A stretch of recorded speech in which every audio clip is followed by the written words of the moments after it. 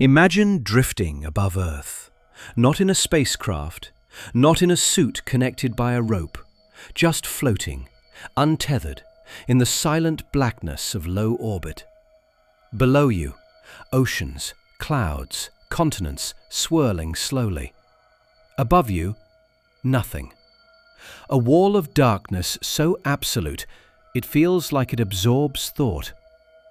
This scenario actually mirrors a real test conducted decades ago, when humans stepped into open space with no physical connection to their ship. What they described afterward wasn't fear of falling, it was fear of everything else. Because the real horror of space isn't the vacuum, or explosions, or aliens. It's the moment you understand what the universe truly is, and what it isn't.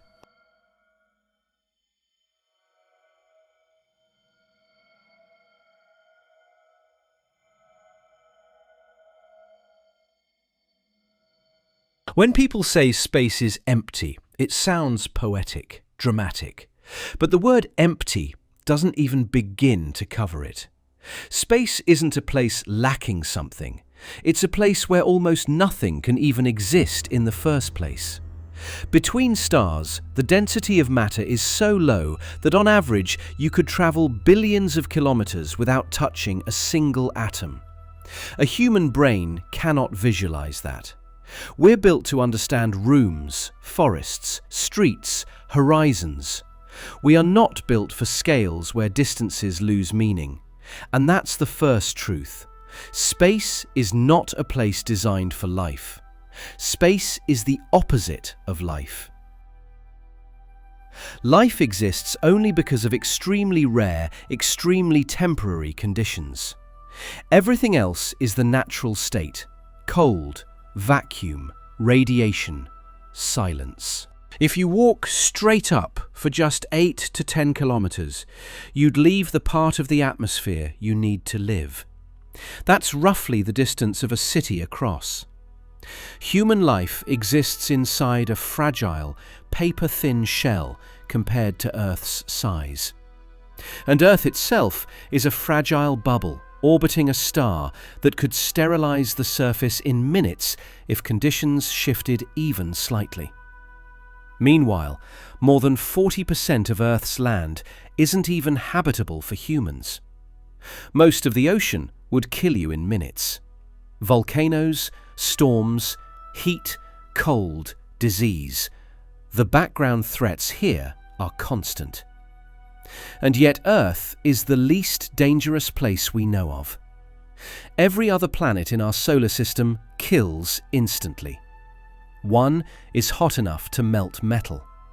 One is so cold that carbon dioxide snow falls from the sky. Several have pressures that would crush a submarine. The gas giants have storms larger than continents. Some have winds faster than bullets. Space is a reminder. We don't live here because the universe is welcoming. We live here because this tiny pocket of existence briefly allows it. Light from the sun takes 8 minutes to reach us. Light from the nearest star takes over 4 years. Our own galaxy is so vast that crossing it at the speed of light would take 100,000 years. Now zoom out. Our neighbouring galaxy is 2.5 million light-years away. Superclusters span hundreds of millions. The cosmic web stretches across tens of billions of light-years. Everything we can observe, every planet, every star, every galaxy, fits inside a sphere roughly 93 billion light-years wide. And there may be far more beyond that, but we will never see it because the light has not yet had enough time to reach us. The universe is not only big, it is fundamentally inaccessible. Humans evolved to think in meters and seconds. The universe works in trillions and eons. When we look at the night sky, we're not seeing stars. We're seeing ancient messages, most of them from objects that no longer exist. Have you ever wondered why the night sky is black? If the universe is infinite and full of stars, shouldn't the sky glow with light? The answer is one of the most unsettling truths in astrophysics.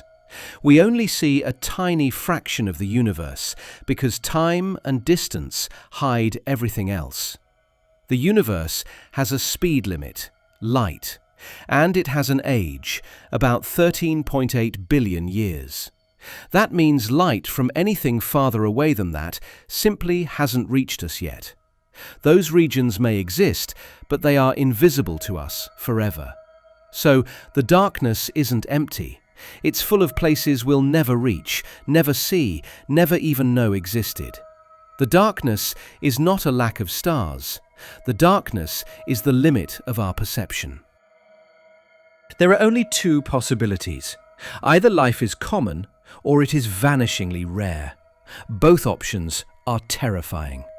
If life is common, then the universe could be filled with civilizations far older and more advanced than ours, and we are simply unnoticed. That idea is uncomfortable. But if life is rare, if Earth is the only place where complex life evolved, if consciousness is not inevitable but an anomaly, then the universe is far lonelier than we ever imagined. Most stars are older than ours. Most planets have existed for billions of years longer than Earth. If intelligent life was easy, the universe should be overflowing with it. But we see nothing. No signals, no structures, no patterns. Just silence. Either explanation leads to an uncomfortable truth. Humanity is either incredibly early or incredibly alone. When a spacecraft leaving our solar system turned its camera back toward home, what it captured was a pale dot suspended in a beam of light. A fraction of a pixel. That's Earth. Everything we've ever known. Everyone we've ever loved. On a cosmic scale, our world isn't small. It's microscopic. A dust mote floating in an immeasurable void. The sun that keeps us alive will one day destroy us. The planet that raised us will one day be uninhabitable. Stars are born, shine and die. Galaxies collide. Elements scatter. Entropy increases. The universe is changing constantly, and almost none of those changes favor life. Life is temporary, fragile, rare. And yet it continues anyway, and that makes it extraordinary. Given all this, why do we keep searching? Why do we build telescopes, launch probes, study galaxies billions of years old? Because the deeper we look outward, the more we understand inward. The terror of space isn't its size or its darkness. It's that it forces us to confront our own scale, our own limits, our own fragility.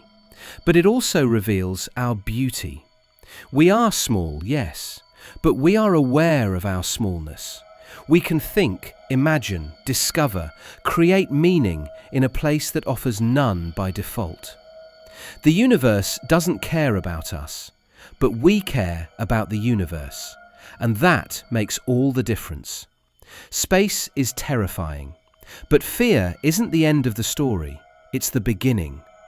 Because in a universe built of darkness, silence, and impossible distances, life appeared. Life that questions, life that dreams, life that builds machines to touch the stars. And maybe that's the greatest cosmic miracle of all, that against all odds, in a universe that shouldn't allow it, we are here. And as long as we're here, we will keep looking up.